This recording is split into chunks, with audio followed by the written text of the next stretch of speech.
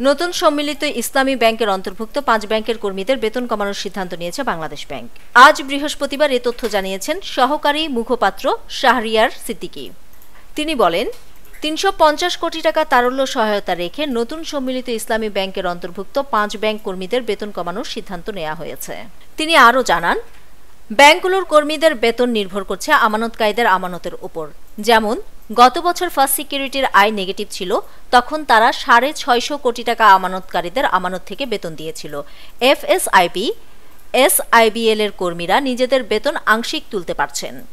ব্যাংকগুলো চরম তারল্য সংকট ও আর্থিক অনিয়মের কারণে এই পদক্ষেপ দ্রুত বাস্তবায়নের নির্দেশ দিয়েছেন গভর্নর। তবে এই সিদ্ধান্ত পুনর্গঠনের অংশ ও সাময়িক বলে জানিয়েছেন মুখপাত্র।